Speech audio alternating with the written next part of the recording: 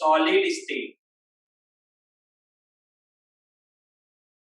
ठीक है, solid state chapter आपका स्टार्ट हो रहा है।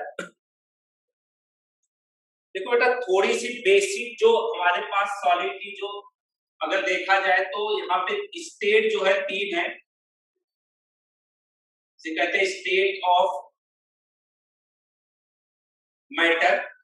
जनरली बेटा आपके स्टेट ऑफ मैटर कितने 3 है। पहला होता है सॉलिड,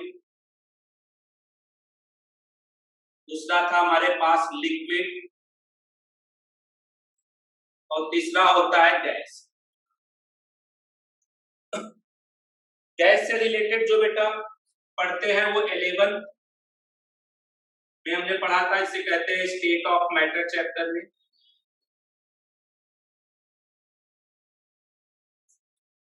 लिक्विड से रिलेटेड अभी हमने चैप्टर खत्म किया जिसे हम कहते हैं सॉल्यूशन चैप्टर। अब हम यहाँ पे पढ़ेंगे नेक्स्ट चैप्टर, ये भी 12th का है और ये भी आपका 12th, जिसे अब हम यहाँ पे आज करने वाले हैं। यहाँ से स्टार्टिंग आपकी होगी, that is known as salt. कुछ बेटा इनकी प्रॉपर्टीज होती है, प्रॉपर्टीज ऑफ सॉलिड। पहले हम इसे लिखेंगे, प्रॉपर्टीज ऑफ सॉलिड हम कंप्लीट करेंगे, थोड़ा सा लिखेंगे, कुछ थोड़ा सा थ्योरी का पार्ट है, उसके बाद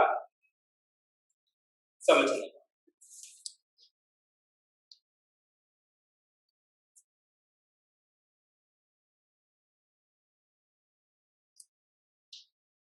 ठीक है बेटा, तो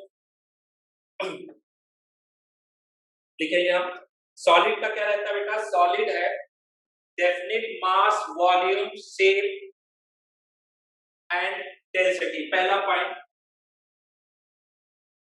सॉलिड है definite mass, volume, shape and density. तो भी सॉलिड होते हैं, उनका mass, volume, shape and density fix रहता है। एक्सेप्ट डेंसिटी ऑफ मर्क्यूरी, ठीक है, एक्सेप्ट डेंसिटी ऑफ Hg यानी मर्क्यूरी। बेटा ये लिक्विड के फॉर्म में है, फिर भी इसकी जो डेंसिटी है वो क्या होती है, हाई है, 13.6 होती है ग्राम पर एम। लिक्विड के बावजूद भी इसकी डेंसिटी ज्यादा। समझ रहे, ये सारी चीजें आप पहले ही पढ़ चुके होंगे। They are usually hard, incompressible, rigid. They are usually hard, incompressible and rigid. Hard,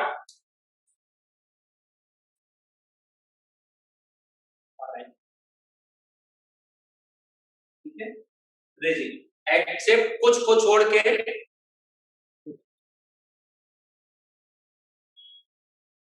sodium, potassium. बेटा देखो ये भी सॉलिड है, लेकिन इनका कैसा है, ये कहीं न कहीं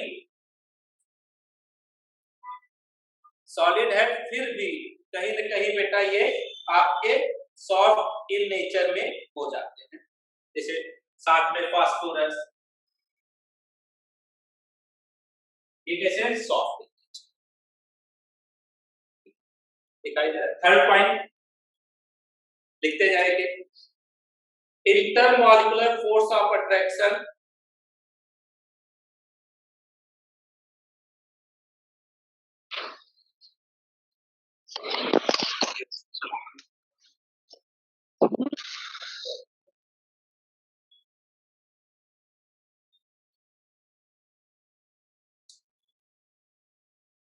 नेक्स्ट पॉइंट लिखेंगे बेटा फोर्थ,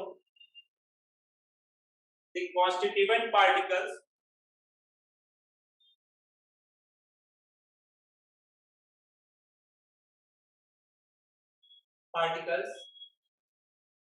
like atom, molecules और compound, ions, ये सब बेटा the constituent particles have fixed their position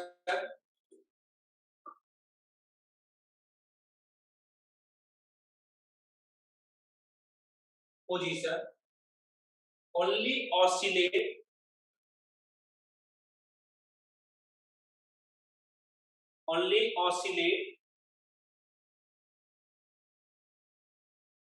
their mean position, only oscillate in their mean position. Yes बेटा,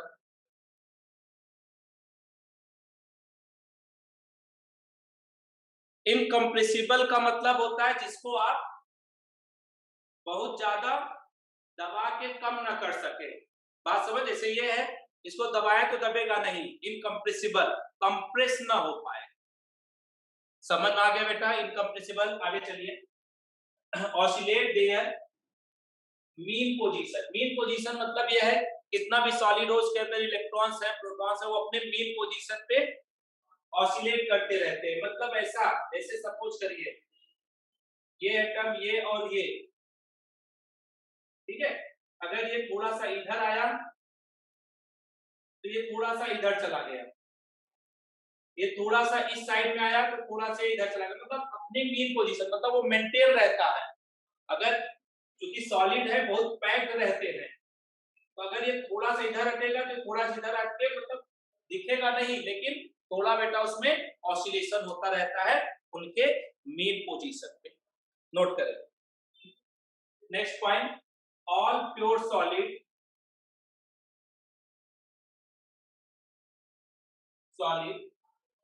है high MP melting point and boiling point. उनकी melting and boiling point भी high होता है जो हमारे प्योर सॉलिड। ये कुछ उनकी बेसिक प्रॉपर्टीज थी बेटा सॉलिड की जो हमने कहा।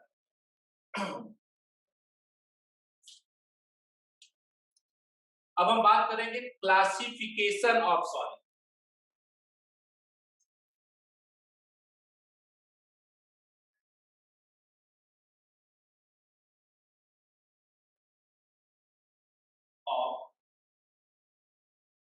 सॉलिड की क्लासिफिकेशन ऑफ सॉलिड। जनरली बेटा ये दो तरह से है, to type.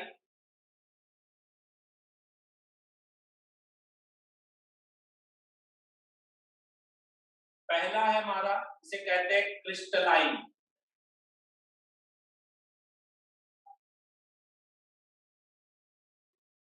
Crystalline solid. Second है हमारा जिसे हम कहते हैं एमॉर्फस सॉलिड।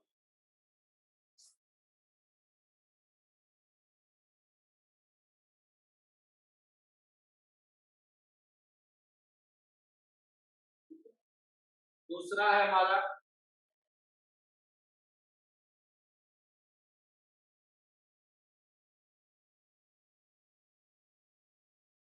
क्रिस्टलाइन सॉलिड और दूसरा हमारा है अमॉर्फस सॉलिड।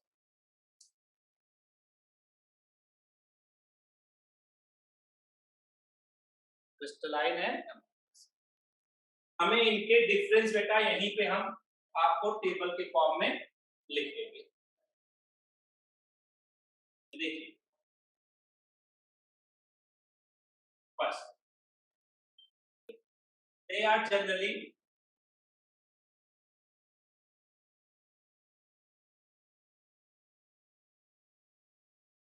a definite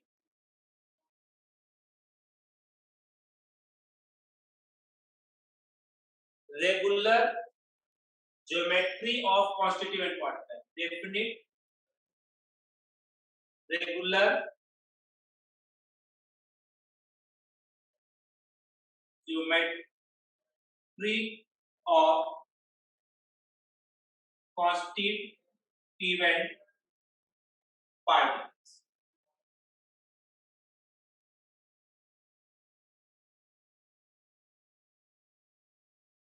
क्या रहता है बेटा इनका?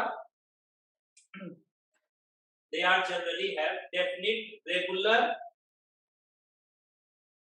geometry of constituent particles। ये रेगुलरली अरेंज होते हैं constituent particles। ये वाले कैसे रहते हैं? irregular। समझ में आ रहा है? रेगुलर और इरेगुलर का मतलब आप समझ रहे हैं?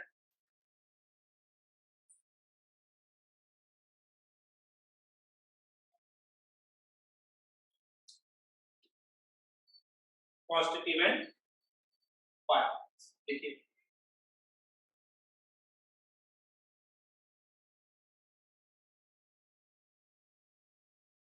constituent पहला। सेकेंड,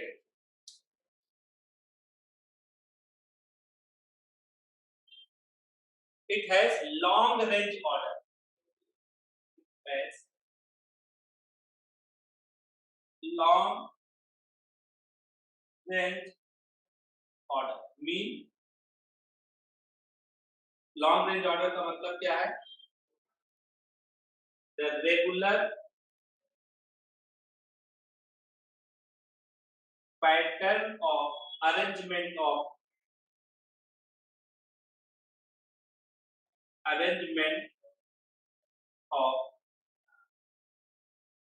particles in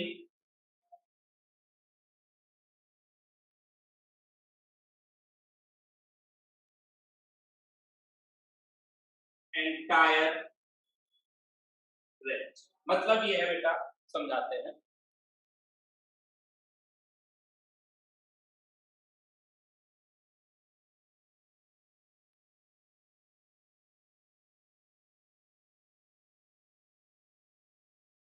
मतलब ये है कि इनके पार्टिकल्स, जैसे हम आपसे कहें A B A B A B A B A B A B, मतलब बहुत दूर तक एक ही pattern A B A B A B, एक ही जैसा pattern B A B A B A, एक ही जैसा पैटर्न बेटा बहुत दूर तक मिलता चला जाता है, जिसे हम कहते हैं लॉन्ग रेंज ऑर्डर। ये क्वेश्चन पूछा गया है, लॉन्ग रेंज ऑर्डर। और इसमें क्या होता है बेटा? शॉर्ट रेंज ऑर्डर होगा। ये कैसा रहेगा? कुछ दूर तक ही पैटर्न रिपीट करता है, फिर इरेगुलर।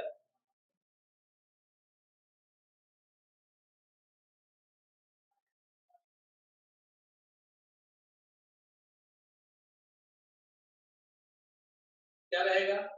मान लो A A B A B A A B B B, मतलब सिमिलरिटी, यहाँ पे सिमिलरिटी बेटा बहुत कम मिले। जैसे ए मिला तो ए मिलना चाहिए, तो क्या मिल गया? बी ए मिला। चलो ठीक है, बी ए मिला, फिर से बी ए मिला, फिर ए बी मिल गया। मतलब सिमिलरिटी जो है बहुत कम टाइम तक चलती है, इसे कहते हैं शॉर्ट रेंज ऑर्डर।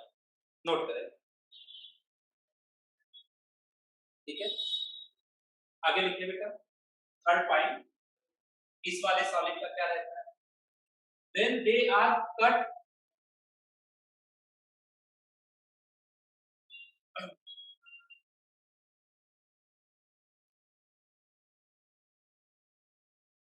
तीसरा ये वाले crystalline, when they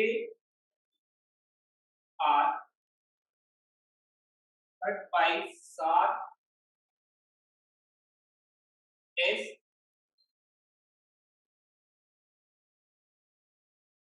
if they have two equal piece, if they have two equal piece of same shape। अगर आप इनको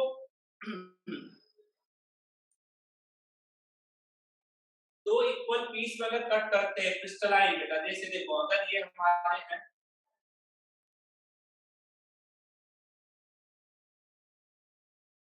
अगर आप इनको कट करें यहां से, तो आप जब इसको कट करने के बाद आपको ये बिल्कुल एक जैसा सरफेस दिखाई देगा, मतलब यहाँ पे आपको ऐसे दिखाई देगा, same same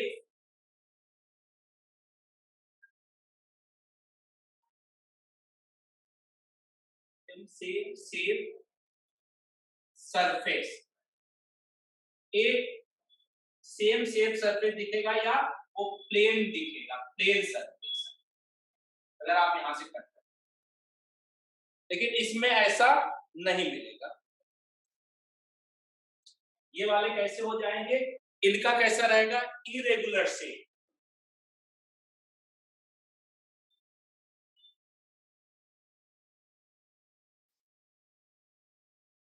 shape of two pieces. जो दो पीस में कट करें तो ये कैसा जनरेट करेगा, इरेगुलर, क्योंकि उसका जो अरेंजमेंट है वो बेटा कैसा रहेगा, इरेगुलरली अरेंज, कैसे भी ना। तो अगर आप इसको इक्वल पार्ट से कट करते तो इसका सरफेस आपको ऐसा मिलता, ये वाला तो आपको आधा मिलता और ये वाला आपको देख लीजिए कुछ ऐसा मिलता, इरेगुलर पैटर्न पे दिखा।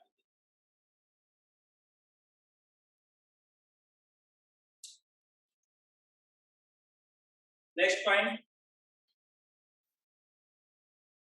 they melt at sharp and characteristic temperature।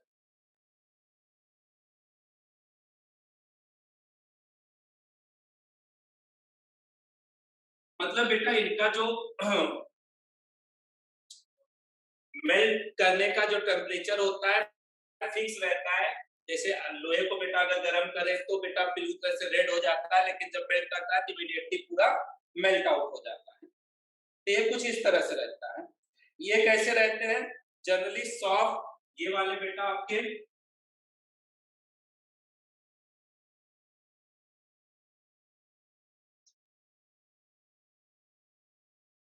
Soft,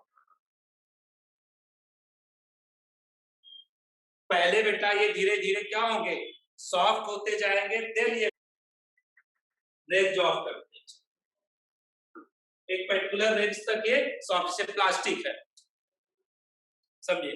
अगर आप प्लास्टिक लेते हो तो क्या करता है, पहले धीरे धीरे मेल्ट सॉफ्ट होता है, फिर वो मेल्ट होना स्टार्ट करता है। लेकिन अगर इस तरह के जो सॉलिड है, लोहा, आयरन, इस तरह की जो चीजें होती है वो कैसा है, उनकी अपनी एक शॉर्ट मेल्टिंग पॉइंट होती है, वहां जाने के बाद वो इमीडिएटली मेल्ट आउट हो जाते हैं।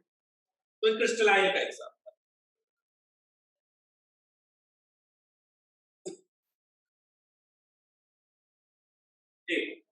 ये इंपॉर्टेंट देखिए, ये हमारे anisotropic in nature, anisotropic, anisotropic इन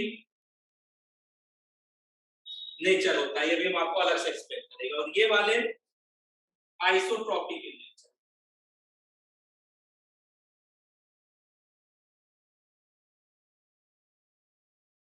इसको हम बताएंगे अभी क्या है, ये पहले लिख लीजिए डिफरेंस। ये वाले हमारे, इनको कहते हैं हम ट्रू सॉलिड, इनको हम कहते हैं स्यूडो सॉलिड या सुपर कोल्ड लिक्विड।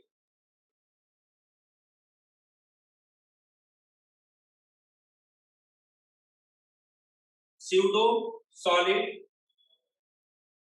या super cold liquid, pseudo solid या इसे कहेंगे सुपर, स्यूडो सॉलिड या सुपर कोल्ड लिक्विड। इनके एग्जांपल हैं NaCl, KCl, ठीक है, जिंक, कॉपर, मैग्नीशियम, इस तरह के बहुत सारे है ना?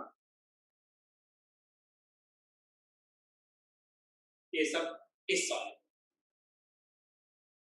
इसमें आपके आते हैं ग्लास,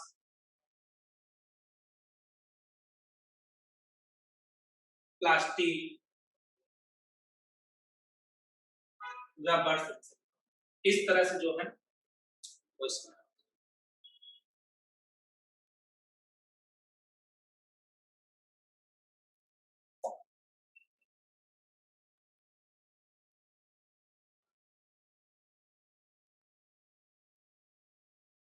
4 पॉइंट, ये वाला बेटा, they melt at salt and a characteristic temperature, मतलब जैसे बेटा जनरली लोहा आयरन के पीस को देखिए, अगर आप उसको गरम करते जाएं तो सॉफ्ट नहीं होता, जब पूरी तरह से रेड हो जाता है और इमीडिएटली वो मेल्ट हो जाता है, मतलब उसका मेल्टिंग पॉइंट आने के बाद उसमें सॉफ्टनेस नहीं आती, डायरेक्ट वो मेल्ट हो जाता है।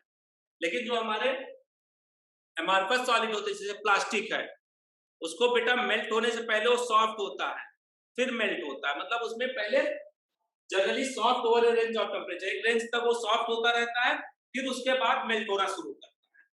लेकिन क्रिस्टलाइन सॉलिड ऐसे नहीं है, वो सॉफ्ट नहीं होंगे, वो बेटा क्या होगा, सीधे मेल्ट हो जाएंगे एक पर्टिकुलर टेम्परेचर के बाद। क्लियर?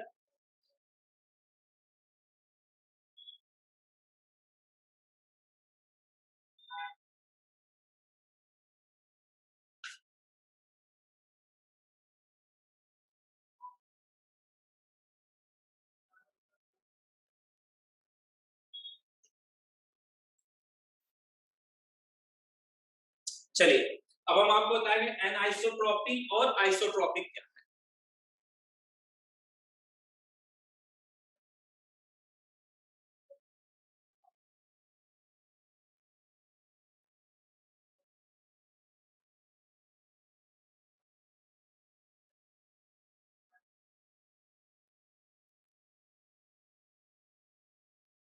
पहले लिखेंगे एनआइसो,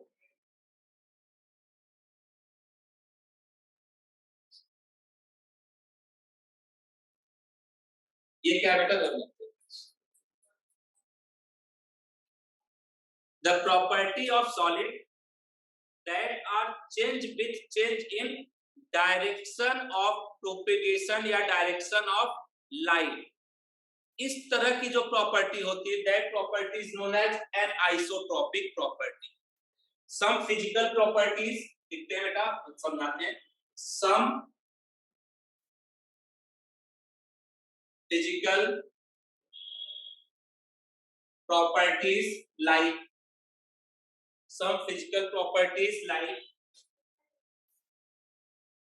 dielectric constant, permeability,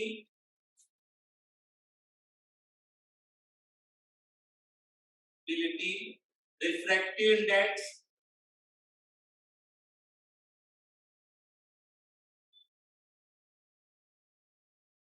index are change with change in direction of light या observation, मतलब जैसे प्रिज्म है, उसको बेटा अगर चेंज करें तो वेवलेंथ बदलता है, अलग अलग कलर दिखाई देने लगता है। तो जो हमारे क्रिस्टलाइन सॉलिड है, जैसे कॉइन, सिक्के हैं बेटा, उसको साथ डायरेक्शन बदले तो उसका चमक बदल जाती है।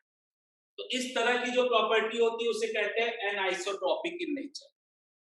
ये होता क्यों है? क्योंकि बेटा जो हमारे क्रिस्टलाइन सॉलिड है उसमें जो कॉन्स्टिट्यूएंट पार्टिकल्स हैं उनकी पोजीशन फिक्स रहती है। देखिए जैसे हमने कहा, मान लो इस तरह से, आप समझाता हूं,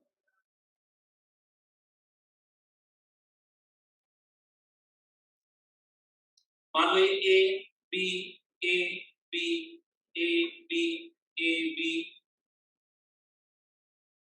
इस तरह से है। अगर आप यहां से देखते हैं इस, तो लाइट आपकी इस डायरेक्शन में चलती है तो A B A B A B मिलेगा।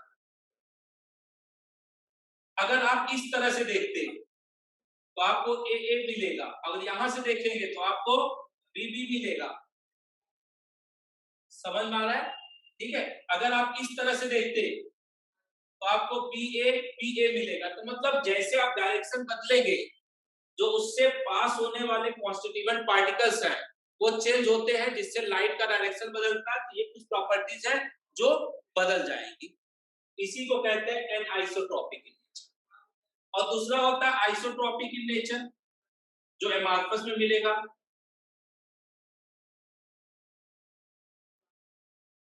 ये कैसे हैं? जिनकी properties does not change with direction of light. बराबर है? द फिजिकल प्रॉपर्टी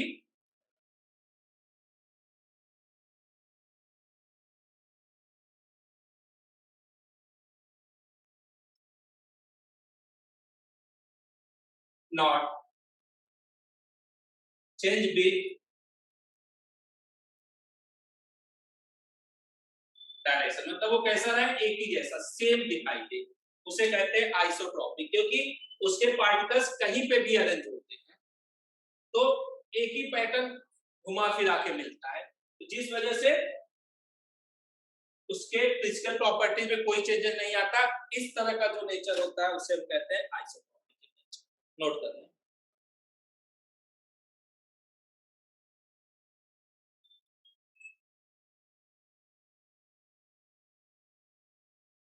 नोट कर लीजिए।